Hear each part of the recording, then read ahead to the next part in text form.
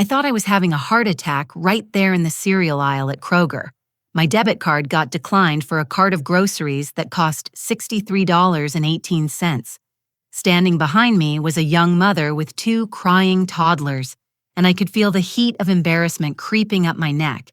I pulled out my phone with trembling fingers and opened my banking app, expecting to see my usual balance of $43,000 in my retirement savings account. Instead, the screen showed $0.00. My checking account, which should have had at least $800 for monthly expenses, was also completely empty. I drove home from that grocery store in a daze, my hands shaking so badly I had to pull over twice. Brandon is my only child, my 32-year-old son who became everything to me after his father died in that terrible construction accident 8 years ago. A crane cable snapped at the job site, and just like that, I was a widow at 57. After David's funeral, I threw myself into work and into raising Brandon right. I picked up every overtime shift available at First National Bank, where I worked as a branch manager.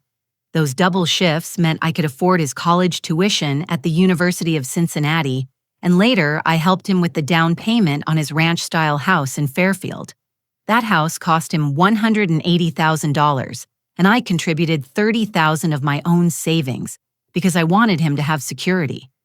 6 months ago, I had hip replacement surgery after years of arthritis pain. The recovery was brutal, and I couldn't handle my own finances for nearly 2 months. Brandon offered to help, and I gave him temporary power of attorney so he could pay my bills and handle my banking while I was bedridden. He was so attentive during those weeks, bringing me homemade soup that his wife Stephanie made, helping me with physical therapy exercises, even organizing my medications in those daily pill containers. Stephanie seemed like such a sweet girl when Brandon first introduced her 3 years ago. She worked as a nurse at Cincinnati Children's Hospital, always talking about helping sick kids and making a difference. She had this way of lighting up when she talked about her patients, and I thought Brandon had found someone with a good heart. At their wedding 2 years ago, I gave a speech about how proud I was to welcome her into our small family. But things started changing about 6 months ago, right around the time I had my surgery. Stephanie became distant, always checking her phone during our conversations, rolling her eyes when I talked about my recovery progress. She started making comments about my old-fashioned way of managing money, suggesting I should be more aggressive with my investments. When I mentioned that my conservative savings approach had served me well through the economic downturns, she would exchange these knowing looks with Brandon like I was some naive old woman. Then Carol moved in with them 3 months ago. Stephanie's mother had just gone through a messy divorce in Toledo, and she showed up at their doorstep with nothing but expensive luggage and a sob story about how her ex-husband had cleaned out their joint accounts. Carol was 52, unemployed, and had this way of talking about money that made my skin crawl. She was always mentioning investment opportunities and leveraging assets, and how cash sitting in savings accounts is just losing value to inflation. During family dinners at Brandon's house, Carol would dominate the conversation with stories about her wealthy friends who made fortunes in real estate or cryptocurrency. She had perfectly manicured nails, designer handbags, and a wardrobe that cost more than most people make in 6 months. When I asked how she could afford such luxuries without a job, she would laugh and say something vague about smart financial planning and making money work for you. I started feeling uneasy about Carol's influence on Brandon and Stephanie, but I pushed those feelings down. After all, she was family now, and I didn't want to cause problems in their marriage. When Brandon seemed more interested in talking about investment strategies than his job at the accounting firm, I told myself he was just growing more financially sophisticated. When Stephanie started dropping hints about how I should enjoy my money while I'm still young enough, I convinced myself she was just trying to encourage me to travel or take up hobbies. Last month, when I mentioned that I was thinking about taking a cruise to Alaska with some friends from the bank, Carol got this gleam in her eyes and started talking about how I should consider a luxury cruise instead of the budget option I was looking at. She pulled out her phone and showed me pictures of suites that cost $5,000 per person, insisting that I deserved the best. and shouldn't penny pinch at my age. When I explained that I preferred to keep my expenses reasonable, she gave me this patronizing smile and said, "Allison, you can't take it with you when you die." The phone call I made to Brandon from my car in the Kroger parking lot will be burned into my memory forever. His voice was cold, completely different from the loving son who had been helping me recover from surgery just a few months earlier.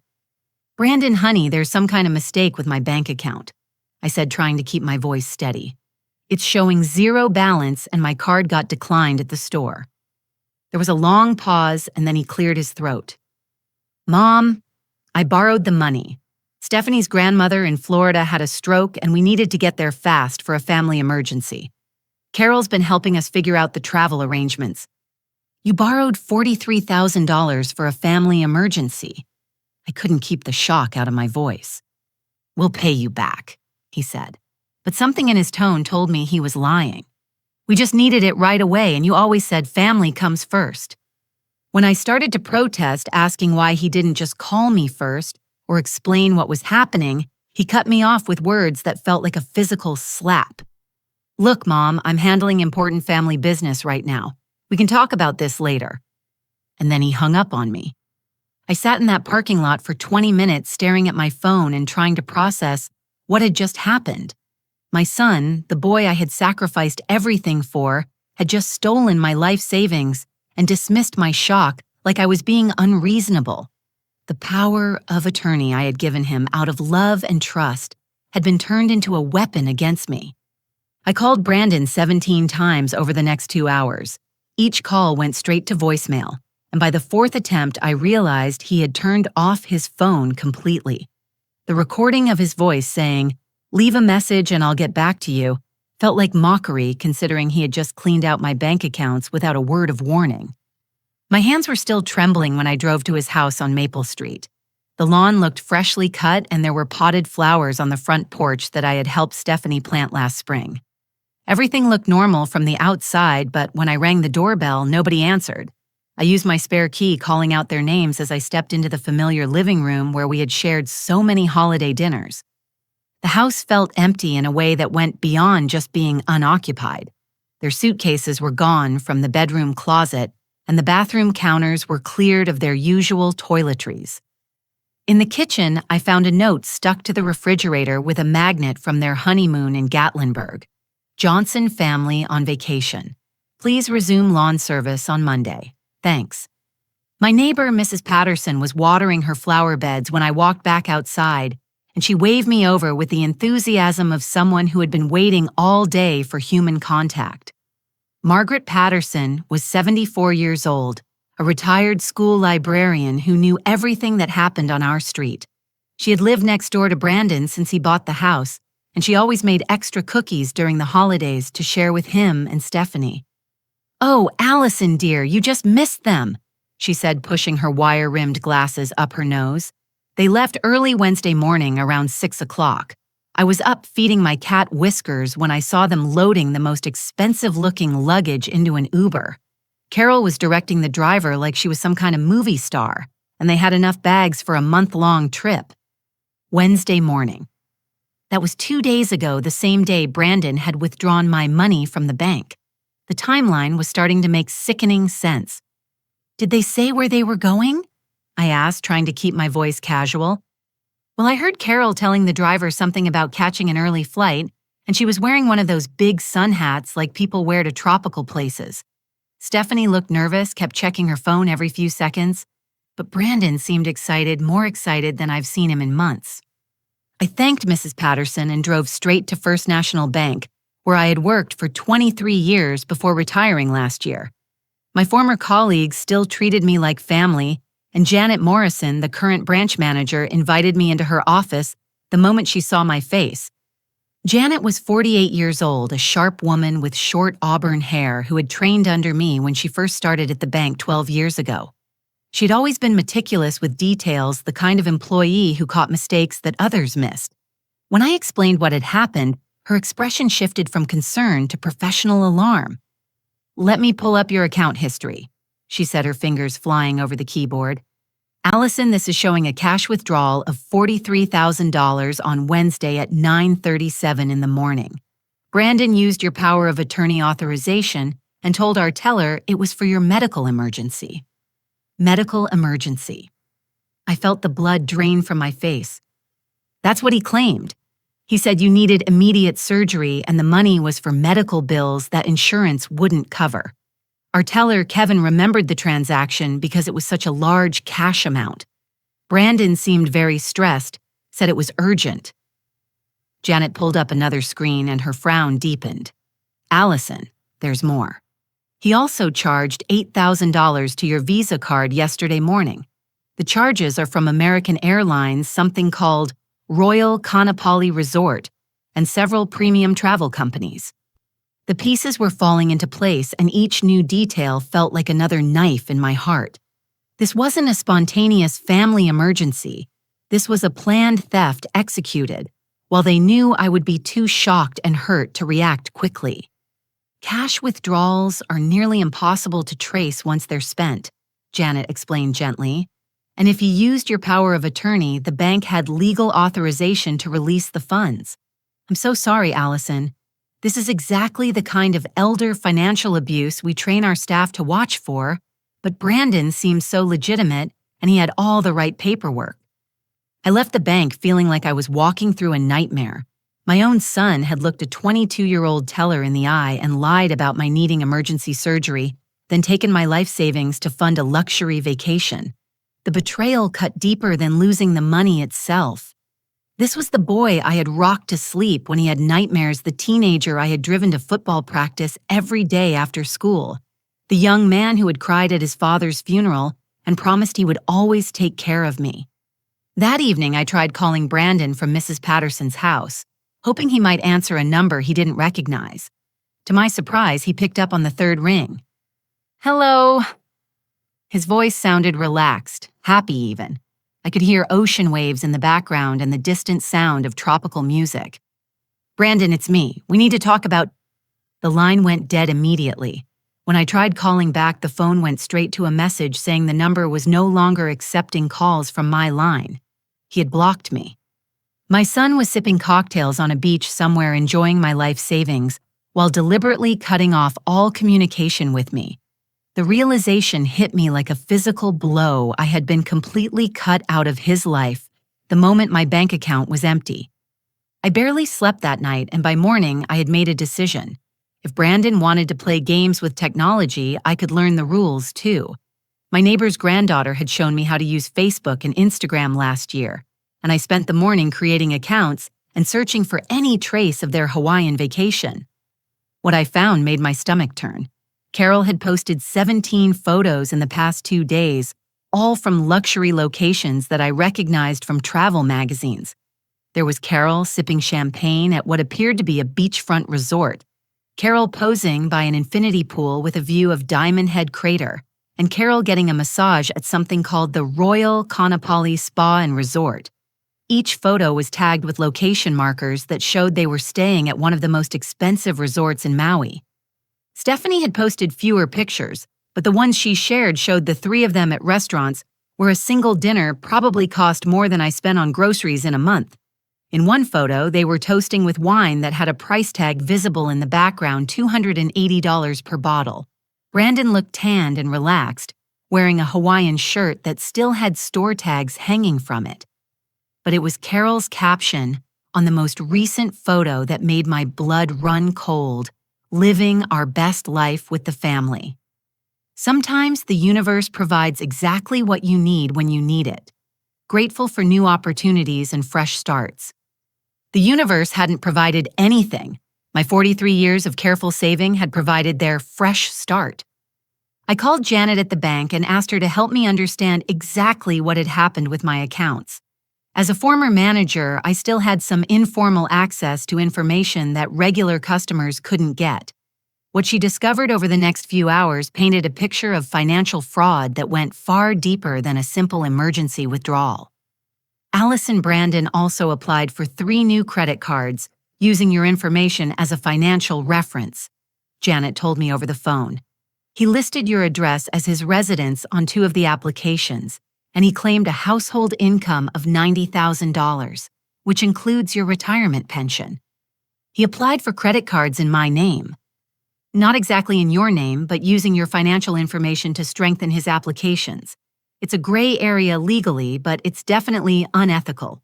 The credit card companies approved him for a combined limit of $25,000, based partly on your financial stability. I felt physically sick. Brandon had been planning this for weeks, maybe months, using my trust and my financial reputation as tools to fund their vacation scheme. That afternoon, I drove to Brandon's house with a spare key I had forgotten to return after helping them with some plumbing repairs last month. The house was quiet and still, but I wasn't there to wait for them to return. I was there to find evidence of what they had been planning. In Brandon's home office, I found a file folder that changed everything I thought I knew about the situation. Hidden behind his computer, Carol had left a notebook filled with handwritten notes about wealth transfer strategies and accelerated inheritance planning. The pages were covered with calculations about my net worth, including estimates of my house value, my retirement accounts, and even my life insurance policy. One page was titled Timeline for Financial Independence and laid out a month-by-month plan for gaining access to my assets. According to Carol's notes, the power of attorney I had given Brandon was just the first step. The next phase involved convincing me to add Brandon to my bank accounts as a joint owner, followed by something she had written as house equity extraction through senior-friendly lending. My hands were shaking as I photographed every page with my phone. Carol had researched reverse mortgages, equity loans, and something called family asset consolidation strategies. She had even written down the phone numbers for companies that help seniors unlock the value in their homes. At the bottom of one page, she had calculated that my total assets could provide 24 months of comfortable lifestyle funding, if managed properly. But the most damning evidence was a series of text messages I found when Brandon's old phone, which he had left charging in the kitchen, automatically backed up to his computer. The messages between Carol and Brandon went back 3 months right to when she had first moved into their house. Carol, your mother is sitting on a gold mine and living like a pauper. She could be helping her family instead of hoarding money she'll never spend. Brandon, I know, but she's weird about money, always talks about saving for emergencies. Carol, you are her emergency. You're her son, her only family. She should want to help you live better. Brandon, maybe after her surgery when she's dependent on me for help, I can bring up some financial planning ideas. Carol, the power of attorney is perfect. Once you have legal access, you can show her how much better the money works when it's actually being used for family happiness. The messages continued for pages with Carol gradually coaching Brandon on how to justify taking larger and larger amounts of my money. She had convinced him that I was being selfish by keeping my savings in low-yield accounts when I could be funding their family experiences and life adventures. The final message in the thread was sent on Tuesday night, just hours before they withdrew my money. Carol, remember, confidence is key tomorrow. You're not stealing anything. You're accessing family funds for family purposes. Your mother will understand eventually, and by then we'll have shown her how much happier everyone is when money is used for living instead of just sitting around. Brandon, you're right. She always says family is the most important thing. Time to prove it. I sat in Brandon's kitchen staring at those messages and felt something inside me shift. The grief and shock I had been carrying for 2 days was transforming into something sharper and more focused. This wasn't a misunderstanding or a moment of poor judgment. This was a calculated con game, and my son had chosen to be Carol's accomplice in robbing his own mother. But as I scrolled through more of the messages, I found something that made me realize Carol had made a crucial mistake. Hidden in the text thread was a photo she had sent Brandon of her driver's license, apparently to help him book their travel arrangements. The license showed her full legal name, Carol Ann Hutchinson. But I remembered Stephanie introducing her as Carol Williams, her mother's married name. I took photos of everything and left Brandon's house with a folder full of evidence and a growing sense that Carol had been hiding more than just her financial planning activities. If she was lying about her name, what else was she concealing about her past? As I drove home, my phone rang. It was Brandon calling for the first time since he had hung up on me 2 days ago. "Mom," his voice was slurred, probably from drinking. "We need to talk." For the first time since this nightmare began, I had the upper hand in our conversation. But I wasn't ready to reveal what I knew yet. Instead, I decided to let him dig his hole even deeper. "Of course, honey," I said, making my voice sound small and confused. "I've been so worried about you." Brandon's drunken phone call that night was exactly the mistake I had been waiting for him to make. His voice was thick with alcohol and overconfidence as he tried to explain away the theft of my life savings. "Mom, you have to understand this was an opportunity we couldn't pass up," he slurred into the phone. "Carol has connections in Hawaii real estate investment opportunities that could triple our money in 6 months. We're not spending your savings, we're growing them." I let him talk, making small sounds of confusion and concern while I recorded every word on my phone. The Brandon I was listening to wasn't the son I had raised. This was someone who had been thoroughly manipulated by Carol's schemes, but who had also made a conscious choice to betray me. "The power of attorney means I can make financial decisions for your benefit," he continued. "Carol explained how all of this works. You've been too conservative with your money, Mom. Sometimes you have to take risks to see real returns." "But Brandon, that money was everything I had saved for emergencies," I said, keeping my voice trembling and uncertain. "What if I need it for medical bills or house repairs?" "That's old-fashioned thinking," he replied, and I could hear Carol coaching him in the background. "You've got equity in your house, you've got retirement income. The money was just sitting there doing nothing. Now it's working for the family." After he hung up, promising to explain everything when they got back from their business trip, I sat in my kitchen and made a series of phone calls that would change the trajectory of this entire situation. First, I called my lawyer, Thomas Mackenzie, at his home number. Thomas was 71 years old, a sharp estate planning attorney who had handled my husband's will and helped me navigate the legal complexities after David's death. Thomas had always told me that family financial arrangements could be more dangerous than contracts with strangers because family members assume trust instead of requiring documentation. "Allison, what Brandon has done constitutes elder financial abuse under Ohio state law," Thomas said after I explained the situation. "The power of attorney was for medical emergencies and bill paying during your recovery, not for funding vacations. We can revoke it immediately and file criminal charges if necessary." "I want to revoke it tonight," I said. "And Thomas, I need you to help me understand what other legal protections I should put in place."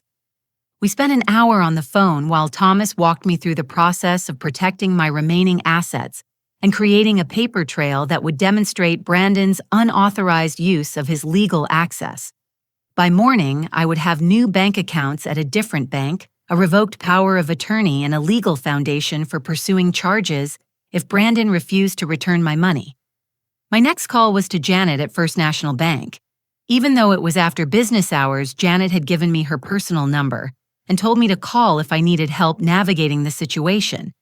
Janet connected me with the bank's fraud prevention department and helped me freeze all my remaining credit cards and accounts that Brandon might still be able to access. "We're treating this as a case of power of attorney abuse," the fraud specialist explained. "Unfortunately, the original withdrawal was technically legal because Brandon had the authorization, but any future attempts to access your accounts will be blocked and will have documentation of your revocation for law enforcement if needed." But my most important call was to Marcus Chen, a private investigator that Thomas had recommended for cases involving financial fraud. Marcus had spent 15 years with the Cincinnati Police Department's white-collar crime unit before starting his own investigation firm. His specialty was cases where families were being victimized by financial predators. "Mrs. Henderson, I've seen cases like this before," Marcus said when I described the situation. "The fact that there's an outside party coaching your son suggests this might be part of a larger pattern. Women like Carol often target families with assets and use family members as their inside access. Marcus explained that he could track their movements through social media posts, verify their spending through credit card records that were part of my accounts, and most importantly, research Carol's background to determine if she had done this before. If Carol has a history of financial fraud, it changes the entire legal landscape, he said. Instead of a family dispute, this becomes a criminal conspiracy case that federal authorities would be interested in pursuing. I hired Marcus that night, authorizing him to begin immediate surveillance of their Hawaii activities and to start a comprehensive background investigation of Carol Ann Hutchinson. For the first time since discovering my empty bank account, I felt like I was fighting back instead of just reacting to their betrayal. Over the next 3 days, while Brandon and his accomplices were enjoying my money on Maui beaches, I transformed myself from a victim into a strategic opponent. I opened new accounts at a credit union across town, transferred my remaining pension payments to secure locations Brandon couldn't access, and began systematically documenting every aspect of their theft. Marcus was providing daily updates on their activities through the social media monitoring he had set up. Carol was posting photos of spa treatments that cost $800 per session. Brandon was sharing pictures of helicopter tours that cost $1,200 per person, and Stephanie was documenting shopping excursions at luxury boutiques where single items cost more than most people's monthly rent. But Marcus's background investigation was revealing information that made their Hawaii spending seem like a minor detail. Carol Ann Hutchinson had outstanding arrest warrants in 2 states for financial fraud schemes targeting elderly victims. She had been using the name Carol Williams for the past 2 years to avoid detection, but her fingerprints and financial history revealed a pattern of targeting families with assets. She's done this at least 4 times that we can document, Marcus reported. She moves in with families, identifies their financial vulnerabilities, and then manipulates family members into giving her access to assets. In 3 previous cases, she disappeared once the money was gone, leaving the families to deal with the financial and emotional wreckage. But this time she's not running, I pointed out. She's on vacation with my son. That's because this time she's convinced your son to be her partner instead of just her victim, Marcus explained. She's probably planning to use your family as a long-term base of operations. Your house, your credit rating, your community connections. You represent ongoing opportunity for financial exploitation. The most damning evidence came when Marcus hacked into the resort's booking system and discovered that their Hawaii trip was scheduled for 10 days, not the few days Brandon had originally claimed. They had booked a $3,000 per night suite, reserved spots on every expensive excursion the resort offered, and even prepaid for spa treatments and dining experiences that wouldn't take place until the following week. My $43,000 was being systematically converted into luxury experiences that couldn't be returned or refunded. They were burning through my life savings as quickly as possible, probably because Carol knew that the longer they waited, the more likely it was that I would find a way to stop them. On their 5th day in Hawaii, Brandon made the mistake of calling me again. This time, instead of sounding drunk and overconfident, he sounded nervous. Something had changed in their paradise, and I had a feeling that Marcus's investigation was starting to create problems for them.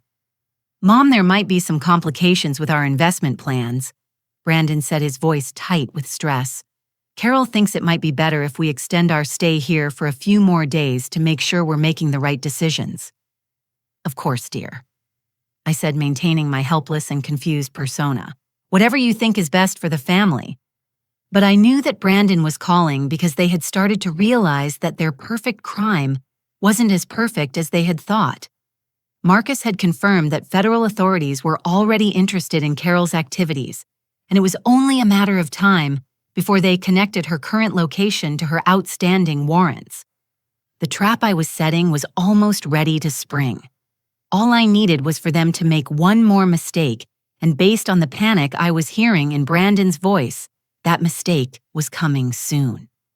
Brandon's final call came on day 7 of their Hawaiian paradise, and it was exactly the moment I had been preparing for. My phone rang at 11:30 in the evening, and when I answered, I could hear shouting and chaos in the background. Brandon's voice was no longer slurred with alcohol and confidence. Instead, he sounded desperate and angry. "Mom, you need to send us more money right now," he demanded without any greeting or explanation.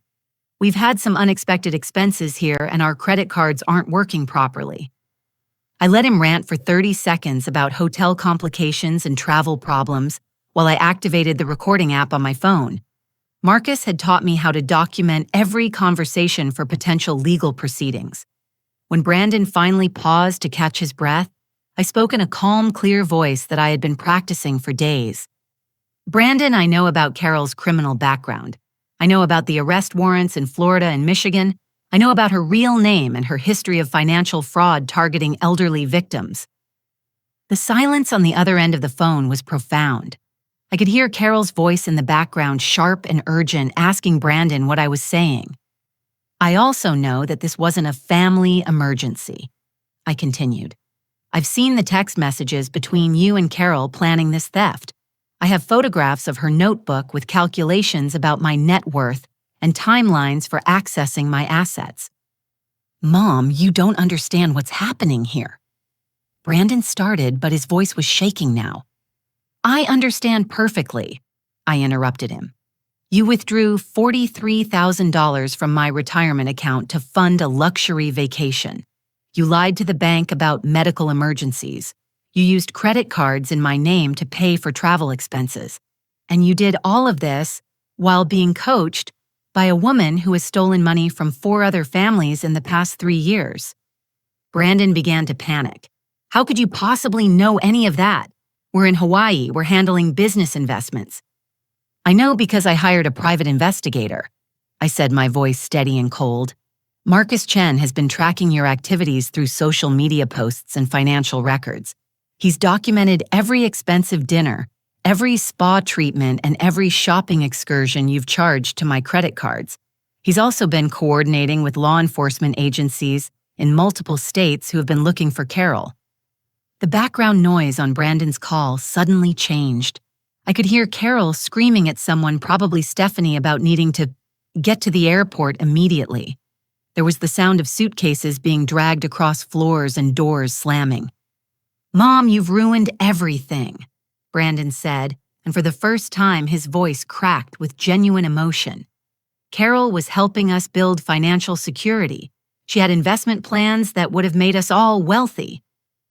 "Carol was using you to steal my money," I replied, "and you chose to help her do it instead of protecting your own mother." "This is insane," he shouted. "You're being paranoid and vindictive. We're family. We're supposed to help each other." "Family members don't lie about medical emergencies to steal money from each other," I said. "Family members don't plan elaborate schemes to drain bank accounts. And family members certainly don't partner with convicted criminals to exploit their own mothers." I could hear Carol in the background screaming at Brandon to hang up the phone and focus on packing, but Brandon wasn't finished trying to manipulate me. "Mom, if you report this to the police, you'll destroy my life," he pleaded. "I'll go to prison. Stephanie will lose her job. Our marriage will be ruined. Is that what you want for your only son?" "What I want is for my son to return the money he stole and end his relationship with a woman who is using him to commit crimes," I said. "But since you've made it clear that's not going to happen, I've already filed reports with the Ohio State Attorney General's Office for Elder Financial Abuse and with the FBI for interstate financial fraud." The phone went silent for so long that I thought Brandon had hung up.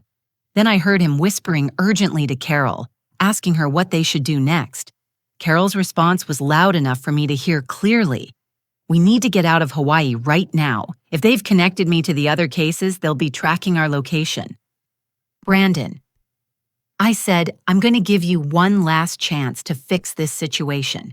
You can wire my money back to my account tonight, return home, and we can handle this as a family matter.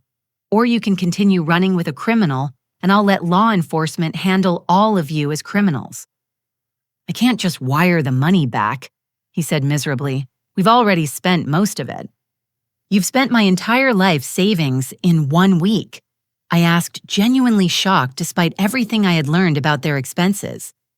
The resort was more expensive than we expected, and Carol said we needed to invest in high-end experiences to attract the right kind of business connections. She had meetings planned with real estate developers and investment advisors. I realized that Brandon still believed, even at this moment, that Carol's scheme was a legitimate business opportunity. She had manipulated him so thoroughly that he couldn't see the obvious truth. She was a con artist who had convinced him to fund her vacation by stealing from his own mother. There were no business meetings, Brandon, I said gently. There were no investment opportunities. Carol is a criminal who targeted our family because I had accessible savings and a son who was willing to help her steal it. The phone call ended with Brandon screaming at me, "What did you do? I hate you," before hanging up abruptly. But I wasn't hurt by his anger anymore. I was satisfied that my plan was working exactly as I had hoped. Within an hour, Marcus called to report that Carol had been arrested at Honolulu International Airport, trying to board a red-eye flight to Los Angeles using a fake passport. Airport security had detained her when her identification didn't match the name on her boarding pass, and a background check revealed the outstanding warrants from 2 states. She tried to run when she realized you had exposed her, Marcus explained. But Brandon and Stephanie are still at the resort. They're probably in shock trying to figure out what to do next. What happens now? I asked. Now we wait for them to make their next move, Marcus said. They're stranded in Hawaii with no money, no credit, and no criminal mastermind to guide them. My guess is that Brandon will call you tomorrow morning begging for help getting home. But I wasn't planning to help them get home. After everything they had put me through, Brandon and Stephanie could figure out their own way back to Ohio. My focus was on making sure that justice was served and that I recovered as much of my stolen money as possible. The trap had been sprung perfectly. Carol was in custody. Their money was gone, and Brandon was finally beginning to understand the consequences of betraying his own mother. The next morning brought a series of phone calls that completed the destruction of Brandon's criminal enterprise. At 6:15, my phone rang with a call from the Maui Police Department. Officer Sarah Nakamura was calling to inform me that Brandon Henderson and Stephanie Henderson had been arrested at their resort for conspiracy to commit elder financial abuse and interstate fraud. Mrs. Henderson, your son and daughter-in-law, are being held pending extradition to Ohio, Officer Nakamura explained. The woman they were traveling with, Carol Hutchinson, is facing federal charges for multiple counts of fraud and identity theft. She's being transported to the mainland this afternoon. Marcus arrived at my house an hour later with folders full of evidence that had been gathered over the past week. His investigation had uncovered far more than I had imagined possible. Carol hadn't just targeted our family. She had been running similar schemes across multiple states for nearly 5 years. Carol's pattern was always the same, Marcus explained as we sat at my kitchen table reviewing the evidence. She would identify families with aging parents who had significant savings, then find a way to get close to the adult children. Sometimes she posed as a financial advisor, sometimes as a romantic partner, and in your case, as a family member through marriage. The evidence showed that Carol had stolen over $400,000 from 7 different families. In each case, she had convinced family members to access their parents' accounts, then disappeared once the money was spent. But our case was different because Brandon had been willing to stay involved instead of just being used as a tool. Your son was her most successful partner, Marcus said grimly.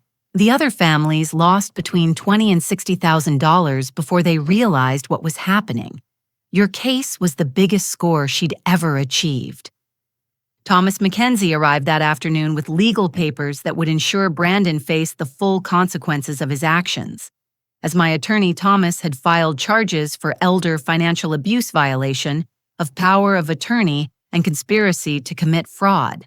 The state of Ohio was taking the case seriously because elder financial abuse had become a major focus for law enforcement. Brandon will likely face 2 to 5 years in prison if convicted, Thomas explained. Stephanie could face similar charges as an accessory, and Carol is looking at federal sentences that could keep her in prison for decades. But the legal consequences were only part of the justice I was seeking. Marcus had also been working with financial investigators to trace where my money had gone and what assets could be recovered. The news was better than I had expected. The resort is cooperating with authorities to reverse charges for unused services, Marcus reported. They're also helping us identify what personal items Brandon and Stephanie purchased that could be sold to recover funds. We should be able to recover about $15,000 through asset seizure. What about the rest? I asked. The state has a victim restitution program for elder financial abuse cases, Thomas said. Brandon will be required to pay full restitution as part of his sentence, plus interest and penalties. If he can't pay immediately, his wages will be garnished for years until the debt is satisfied. 3 days later, Brandon called me from the Maui County Jail. His voice was broken, completely different from the confident manipulator who had stolen my money just 10 days earlier. "Mom, please help me," he whispered into the phone. "I don't know what to do. Carol told me this was all legal, that families do this kind of financial planning all the time." "Did you really believe that lying to bank tellers about medical emergencies was legal?" I asked. "I was confused," he admitted. "Carol made everything sound so reasonable. She said you were being selfish, keeping money in savings accounts when your family could be using it to build wealth together." For the first time since this nightmare began, Brandon sounded like my son again, instead of Carol's accomplice. But the damage had been done, and I wasn't ready to forgive him just because he was finally facing consequences. "Brandon, you had my power of attorney to help me pay bills during my surgery recovery," I said. "You used it to fund a luxury vacation. That wasn't confusion, that was theft." "I know," he said, crying now. "I know I messed up everything, but Mom, I can't handle prison.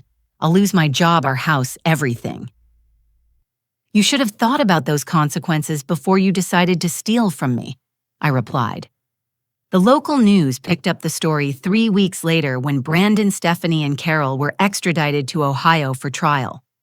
Channel 5 News ran a segment about elder financial abuse featuring my case as an example of how family members could be manipulated into betraying their own parents. I agreed to be interviewed because I wanted other seniors to learn from my experience. "Mrs. Henderson represents the kind of victim advocacy we need to see more of," said Detective Jennifer Walsh from the Ohio Bureau of Criminal Investigation. Instead of being embarrassed or hiding the abuse, she fought back with legal tools and professional help. Her actions not only recovered her money, but also helped us shut down a multi-state fraud operation. The interview felt empowering. Instead of being portrayed as a helpless victim, I was presented as a woman who had turned the tables on criminals who tried to exploit her trust. The reporter asked me what advice I would give to other seniors facing similar situations. "Don't let embarrassment or family loyalty prevent you from seeking help," I said. "And don't assume that someone is acting in your best interests just because they're related to you. Trust has to be earned through actions not claimed, through relationships." 6 months later, the legal proceedings concluded with results that exceeded my expectations for justice. Carol received a federal sentence of 8 years in prison, plus full restitution to all her victims.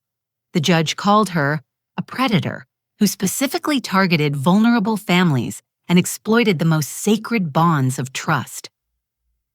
Brandon was sentenced to 2 years in state prison, plus 3 years of probation. The judge noted that while Brandon had been manipulated by Carol, he was an adult who had made conscious choices to betray his mother's trust.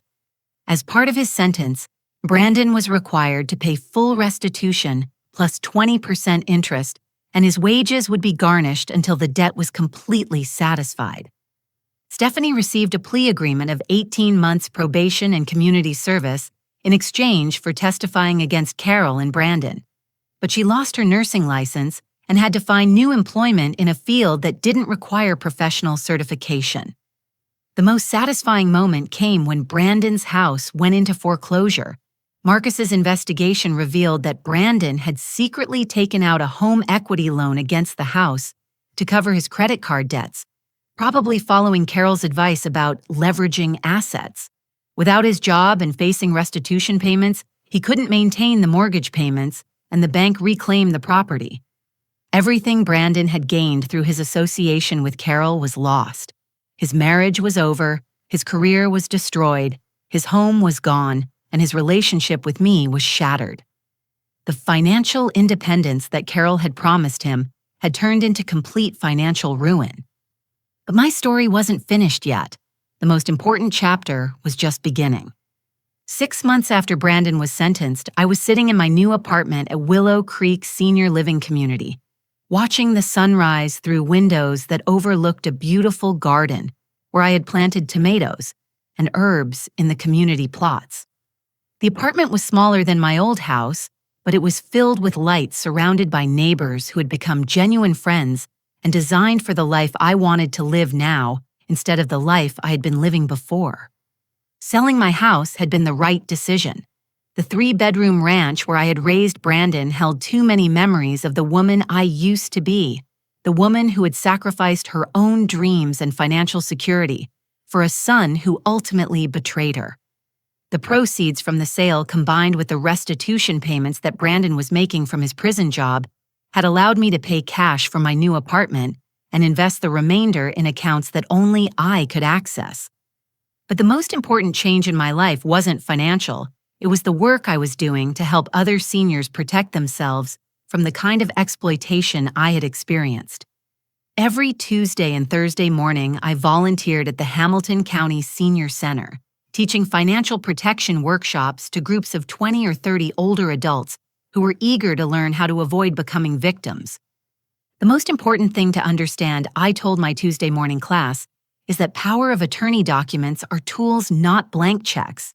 If you give someone legal authority over your finances, you need to monitor how that authority is being used, even if that person is your own child. My workshops covered practical topics like how to structure bank accounts to prevent unauthorized access, how to recognize the warning signs of financial manipulation, and most importantly, how to maintain your independence and dignity while still accepting appropriate help from family members. The classes were popular because I spoke from experience, not just from textbooks. The Senior Center had also connected me with legal aid organizations that helped seniors who were already being victimized by financial abuse. Once a month, I accompanied other seniors to police stations and attorneys' offices, helping them navigate the process of filing reports and pursuing criminal charges. My experience with Marcus and Thomas had taught me how the system worked, and I was able to guide others through the intimidating legal procedures that protected them from further exploitation. But the biggest change in my life was Walter. Walter Morrison was a retired high school history teacher who had started attending my financial protection workshops after his sister was scammed out of $12,000 by someone claiming to be a government agent demanding tax payments. Walter was 72 years old, had a gentle sense of humor that made even serious topics feel manageable, and was the first man I had met since David's death who treated me as an equal instead of someone who needed to be managed or protected. Our first date was a disaster that turned into the foundation of our relationship.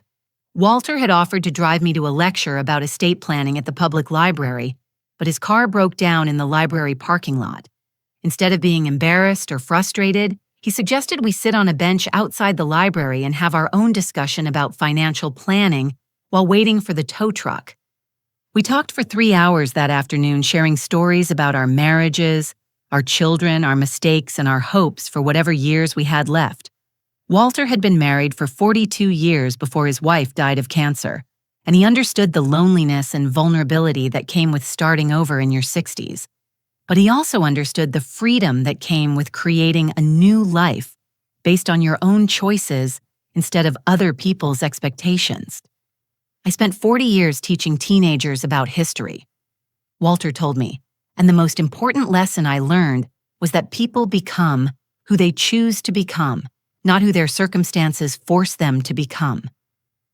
6 months into our relationship, Walter and I were spending most evenings together either at community events in our senior living complex or at quiet dinners where we planned volunteer activities and shared books we were reading. Walter had moved into Willow Creek Senior Living a month after I did, and we had become the couple that other residents looked to as an example of how to build a healthy relationship later in life. The question of Brandon's eventual release from prison came up regularly in conversations with Thomas, my attorney, and with Dr. Patricia Santos, the therapist I had been seeing to process the emotional trauma of being betrayed by my own son. Both Thomas and Dr. Santos had helped me understand that forgiveness and reconciliation were separate choices that I could make independently and on my own timeline. Forgiveness is something you do for your own emotional health, Dr. Santos explained during one of our sessions. Reconciliation is something you do only if the other person demonstrates genuine change through their actions over time. Brandon had written me letters from prison, and his tone had gradually shifted from self-pity and blame to what appeared to be genuine remorse and accountability. In his most recent letter, he had written, "Mom, I understand now that Carol didn't make me steal your money. I chose to steal your money because I wanted the easy life she was promising, and I convinced myself that you owed it to me. That was wrong, and I'm ashamed of who I became." But understanding Brandon's remorse didn't mean I was ready to restore our relationship to what it had been before. Too much had been broken, and too much had been revealed about his character and his priorities. The son, who could look a bank teller in the eye and lie about his mother's medical emergency, was someone I needed to protect myself from regardless of how much he regretted his actions. Thomas was helping me structure a new will that reflected my current priorities and relationships. Walter and I had discussed the importance of protecting our individual assets while building a shared life, and my new will provided for modest gifts to organizations that helped seniors while ensuring that the bulk of my estate would go to charities focused on elder advocacy and financial protection. Brandon will inherit my personal belongings and family photos. I explained to Thomas, but not my financial assets. Those will go to organizations that help other seniors avoid what I went through. The most satisfying part of my new life was the impact my story was having on other families. The senior center regularly invited me to speak at community events, and local banks had started requesting my workshops for their customers. My experience had become a teaching tool that was helping others recognize and prevent elder financial abuse before it happened. Last month, a woman named Helen approached me after one of my presentations at the Oakley Community Center. She was 68 years old, recently widowed, and worried about her adult daughter's increasing requests for loans and financial help. "My daughter says I should add her to my bank account so she can help me manage my money as I get older," Helen told me. "But after hearing your story, I'm wondering if there are safer ways to get help with finances." I spent an hour with Helen helping her understand alternatives to joint bank accounts and power of attorney arrangements that would allow her to receive assistance without giving up control of her assets. Helen left our conversation with a plan to work with a fee-only financial advisor and a list of legal professionals who specialized in elder law. 3 weeks later, Helen called to thank me. Her daughter had become angry when Helen suggested alternatives to joint bank accounts, and Helen had discovered that her daughter was already in significant debt and facing bankruptcy. Without my workshop, Helen would have unknowingly provided her daughter access to the savings that represented her entire financial security. "You saved me from making the same mistake you made," Helen said, "but because you were willing to share your story, I was able to protect myself before the damage was done." Stories like Helen's reminded me that my experience with Brandon, as painful as it had been, was serving a purpose beyond my own recovery. Every person who attended my workshops, every family that avoided financial exploitation, every senior who maintained their independence and dignity was a victory that came from my willingness to turn personal trauma into community education. But perhaps the most profound change in my life was the relationship I was building with Walter. At 75 and 67 years old, we weren't planning a traditional marriage with shared finances and combined households. Instead, we were creating a partnership built on mutual respect, shared values, and the understanding that we both had complete and independent lives that we were choosing to share with each other. Allison Walter said to me last week as we sat on the porch of the senior center watching sunset over the community garden, "Do you ever regret how everything happened with Brandon?" I thought about his question for a long time before answering. "I regret that Brandon chose to betray me," I said. "I regret that he was willing to partner with a criminal instead of protecting his mother. But I don't regret fighting back, and I don't regret the life I've built since then." "What would you tell other women who are facing similar betrayals?" Walter asked. "I would tell them that protecting yourself isn't selfish, it's necessary," I replied. "I would tell them that family relationships have to be based on mutual respect, not just obligation. And I would tell them that it's never too late to start over and build a life that reflects your own values instead of other people's expectations." As I finish sharing this story, I want to ask you something important. Have you ever experienced a situation where family members took advantage of your trust or generosity? How did you handle it, and what advice would you give to others facing similar betrayals? Please share your thoughts in the comments below. Your experiences could help other viewers recognize warning signs or find the courage to protect themselves. If this story resonated with you, please hit the like button to help more people find this content. And if you'd like to hear more stories about overcoming family betrayal and building stronger, healthier relationships, please subscribe to this channel and click the notification bell. Most importantly, please share this video with anyone you think might benefit from hearing about the importance of maintaining healthy boundaries with family members, regardless of their age or circumstances. Sometimes the most loving thing you can do for someone is refuse to enable their destructive choices. Thank you for listening to my story and for being part of a community that believes in justice, healing, and the power of speaking truth about difficult family situations. Remember that your worth isn't determined by how much you sacrifice for ungrateful people, but by how courageously you protect your own dignity and build a life that reflects your values. I hope your own journey toward healing and empowerment brings you as much peace and purpose as mine has brought me.